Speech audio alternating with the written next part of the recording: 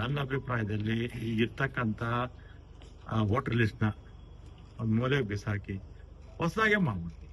ಮನೆ ಹೋಗಿ ಹೊಸ ವೋಟರ್ ಲಿಸ್ಟ್ ಮಾಡ್ಬಿಟ್ರೆ ಯಾವ ಕಾಂಟ್ರವರ್ಷಿಯಲ್ ಇರಲ್ಲ, ಯಾವ ಸಮಸ್ಯೆನೇ ಇರಲ್ಲ. ಇದನ್ನ ಬಿಸಾಕಿ ಅದನ್ನ ಇರ್ತಕ್ಕಂಥದ್ದನ್ನ ವೋಟರ್ ಲಿಸ್ಟ್ ಬಿಸಾಕಿ ಹೊಸದಾಗೆ ಮಾಡ್ಬಿಡ್ತೀವಿ. ಪೆಟ್ರೋಲ್ ಡೀಸೆಲ್ ಎಲೆಕ್ಷನ್ ಆಗ್ಲಿ ಅಂತ ಕಾಯ್ತಾ ಇದ್ರು.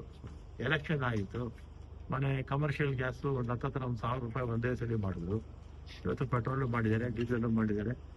ಇದು ಇವತ್ತೇನು ಈ ಚಾಳಿ ಬಿಜೆಪಿ ಅವರದು ಇದೇನು ಹೊಸದೇನಲ್ಲ. ಬಹಳ ಹಿಂದೆಯಿಂದಲೂ ಕೂಡ ಚುನಾವಣೆ ಮುಗಿಯೋವರೆಗೂ ಗಿಲಿಟ್ ಮಾತಾಡ್ತಾರೆ. ಚುನಾವಣೆ ಮುಗಿದ ತಕ್ಷಣ ಬೆಲೆ ಇರುತ್ತೆ. ಈಗ ಹಿಂದೆ UPA ಸರ್ಕಾರದಲ್ಲಿ ಆಗ್ಲೂ ಕೂಡ ಕ್ರೂಡ್ ಆಯಿಲ್ ಬೆಲೆ ಜಾಸ್ತಿ ಇತ್ತು. ಸಬ್ಸಿಡಿ ಕೊಡ್ತಾ ಇದ್ರು. ಸಬ್ಸಿಡಿ ಕೊಟ್ಟು ಡೀಸೆಲು, ಪೆಟ್ರೋಲು, ಗ್ಯಾಸು, ಅದೇ ರೀತಿ ರೈತರ ಒಂದು ಗೊಬ್ಬರ ಎಲ್ಲ ಸಬ್ಸಿಡಿ ಕೊಟ್ಟು ಮಾಡೋದು. ಇವ್ರು ಬಂದ್ರು ಎಲ್ಲ ಸಬ್ಸಿಡಿ ತೆಗೆದಾಕಿದ್ರು. ಮತ್ತೆ ಏನು ಕನ್ಸ್ಯೂಮರ್ಗೆ ಸಿಗಬೇಕು ಅದೆಲ್ಲ ಸರ್ಕಾರನೇ ತಗೊಳ್ತಾ ಇದೆ. ಅದರಿಂದ ಸಹಜವಾಗಿ ಜನಕ್ಕೆ ಏನಾಗುತ್ತೆ, ಹೊರೆ ಆಗ್ತಾ ಇದೆ.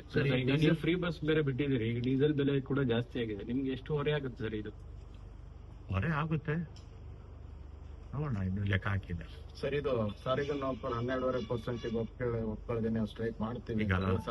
ಸರ್ಕಾರದ ನಿಲುವನ್ನ ತಿಳಿಸಿದೀವಿ.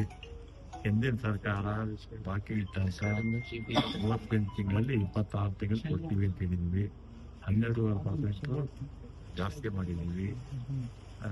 ಇದು ಪರಿಷ್ಕರಣೆ ಮಾಡಿದೀವಿ. ಅವರು ಸ್ಟ್ರೈಕ್ ಮಾಡ್ತೀವಿ ಅಂತ ಹೇಳ್ತಾರೆ.